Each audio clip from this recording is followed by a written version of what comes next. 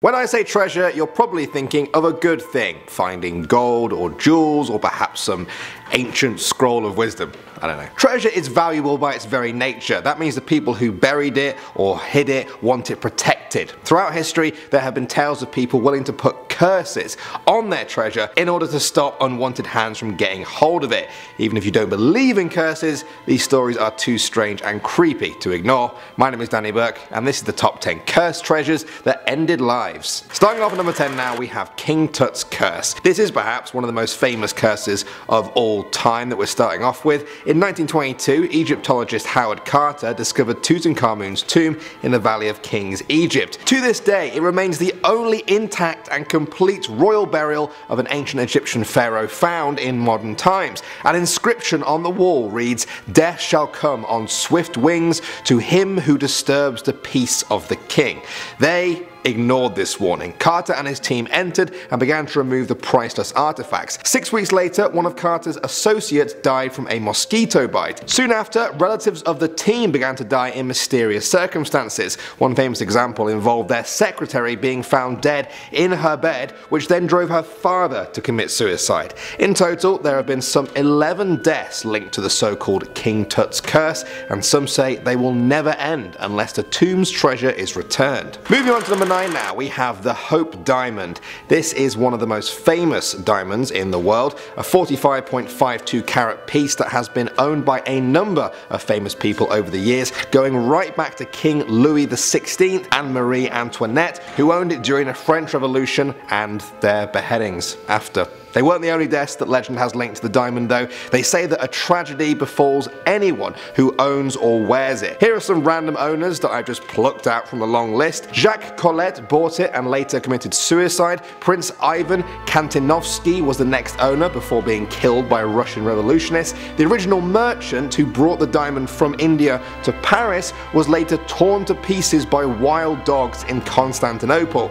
This list of gore, misery and death just goes on and on. The last person to privately own the diamond was a woman called Evelyn McLean. She had her daughter die of an overdose and her son died in a car crash. Of course, these could all be just random tragic events. Some even say the stories were fabricated to add to the mystique of the diamond. But either way, the blood diamond now sits behind glass at the Smithsonian Museum. Moving on to number 8 now, we have the Lost Dutchman's Mine. Now according to legend, there is a vast and plentiful gold mine hidden somewhere in southwest USA. If you want me to be more specific, they say it's somewhere in the Superstition Mountains east of Phoenix, Arizona. In the 1840s, the Peralta family of northern Mexico supposedly developed rich gold mines in those mountains. They kept the location very secret though, and when they were supposedly killed by the Apache tribe, the secret of the mine's location died with them. Today, the area is known as the Massacre Grounds. A few decades later, a German man called Jacob Waltz set out to look for the mine.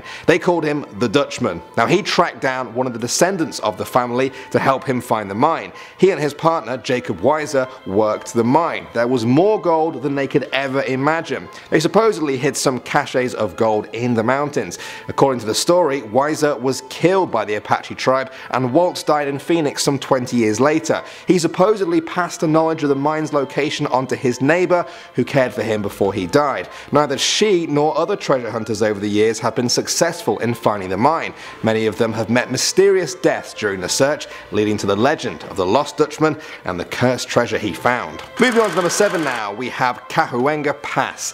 In 1964, a shepherd named Diego Marino told people he had found treasure in the mountains near Los Angeles. Today, the area is called CAHUENGA Pass and also Whitley Heights. The treasure was immense, more than $200,000 worth of gold, diamonds and pearls. They had been left there on the trail by 4 agents from Mexico. They planned to exchange them for guns to aid a political struggle in Mexico, but before they'd reached their destination, one of the agents suddenly died in a mysterious death. The other agent suspected French spies were trying to bump them off one by one, so they split the treasure up and hid it in the hills. When they found out that the treasure had been stolen, they blamed each other. A fight broke out and 2 of the agents killed each other. Another agent died later while breaking up a bar fight. Meanwhile, the shepherd was in a tavern on his way to LA to sell his new treasure. That night he had a nightmare in which he entered LA with the treasure and died. He decided the next morning to bury it under a large ash tree. The shepherd fell ill though on the rest of his journey. His friend cared for him as he died. The shepherd's final words were to tell his friend where the treasure was buried so that he could have it. Soon after though, his friend had violent convulsions and he also died. He was buried by his son and his friend. They did manage to locate the treasure, but as you can probably guess by now, one of them had convulsions and died when they were digging. The other then just ran for his life. They say the treasure still remains there to this day, buried under an ash tree along the CAHUENGA Pass. Moving on to number 6 now, we have the cursed dollars. In 2011, a 49-year-old man from Illinois found a bag containing $150,000 in his garden while he was picking broccoli. He told police and turned the bag over to them on the understanding that if the money was not claimed by anyone else by the end of 2012, it would be his. Eventually, his 87-year-old neighbor staked a claim. Before she died in January 2013, the woman, who suffered from dementia, told the court that she had gotten rid of the money because it was cursed. The court decided to give the bulk of the money to the woman's daughter and give the man a small finder's fee. However, just 10 days before he was set to collect his money, he died suddenly from diabetic problems after waiting 2 years for his share. Curse or tragic timing. At the number 5 spot now we have the money pit. In 1795, 3 teenage boys stumbled across a man-made hole on Oak Island, just off the coast of Nova Scotia. Theories about who dug the hole range from Spanish sailors from a wrecked galleon to British troops fighting during the American Revolution. Whoever made it, legend says the hole has ancient treasure inside for anyone with the skills to retrieve it. So far, they have found wooden barriers, a strange layer of coconut husks, and a mysterious code written on a stone. It was deciphered and found to read 40 feet below, £2 million are buried. It's because of this that treasure hunters from all over the world have flocked to the island, hoping to be the ones to cash in, and many of them have met strange deaths. In 1861, a water pump exploded, killing a worker. In 1897, a man died in a pulley accident. In 1951, a team used a clamshell digger that fell off a barge and sunk. Most famously, in 1965, adventurer Robert Restall, his son and 2 of their co-workers died after inhaling poisonous gas while trapped in the hole. The money pit has claimed a number of victims over the years, and nobody is any closer to finding the treasure. Moving on to number 4 now, we have the KOHINOOR diamond. Just like the blood diamond we talked about earlier, this is a very expensive, very famous diamond that has been blamed for a number of deaths over the years. They say there's records of this diamond going back 5,000 years in the Middle East. The curse was first mentioned in 1306 though. The 105 carat diamond came with a Hindu text that read, "He who owns this diamond will own the world, but will also know all its misfortunes. Only God or a woman can wear it with impunity." So there you go, for any of you females watching, the curse won't affect you. Also, that's true if God is watching this video. It won't affect you either. It was stolen by the British in the 1800s. Queen Victoria had it cut up into small diamonds, some of which can be seen in the coronation crown of the Queen Mother. Is this a nod to the fact that a male can never wear the diamond? Perhaps. Do we have any volunteers watching to test out the theory? Next up at number 3 now, we have Charles Island. This island is located off the coast of Milford in Connecticut. They say that the whole island has been cursed not once, not twice, but 3 times in history. Thrice. According to legend, the first curse came in 1639 when the Paugussett tribe chief traded it to the European settlers, but not before cursing it over their kidnapping of his daughter. 60 years later, Scottish pirate Captain William Kidd was lured to the island in a trap that led to his trial and execution. He apparently cursed the island that led to his downfall. Fast forward to 1721 and a group of Connecticut sailors stumbled across some treasure in Mexico that belonged to an Aztec emperor called Guatemotzin. The sailors brought it back home to Connecticut, but soon after, disaster befell them that led to the death of 4 out of 5 of their group.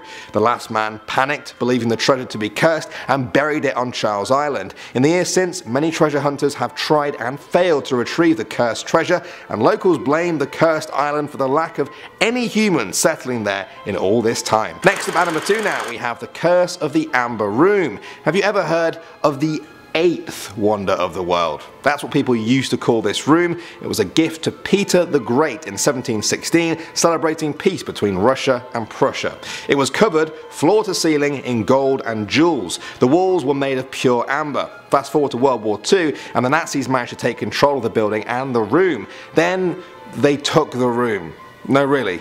They took it. They took it apart and carried it bit by bit back to Germany. After the war was over, nobody knew where it was exactly. Some say it was buried in the mountains, others say the Nazis stole a fake one and that the Russians still have the real one. Either way, there is apparently a curse attached to the whole thing, supposedly. The curator of the room while the KGB investigated the case died of typhoid. An investigator was killed in a car crash after talking about it. A famous amber room hunter was mysteriously murdered in a forest.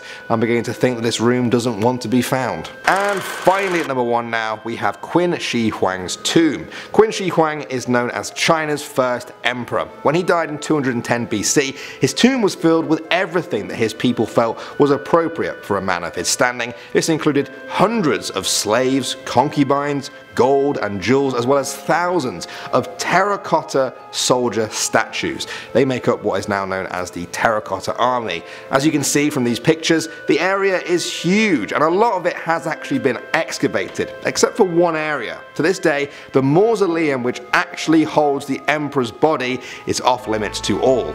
Well, the official line is that the site is surrounded by a thick river of mercury which could easily kill excavators who are not too careful. Others say that this is just a cover story and that the tomb and its final treasures are protected by an ancient curse. There are writings that talk about a number of booby traps to protect the area.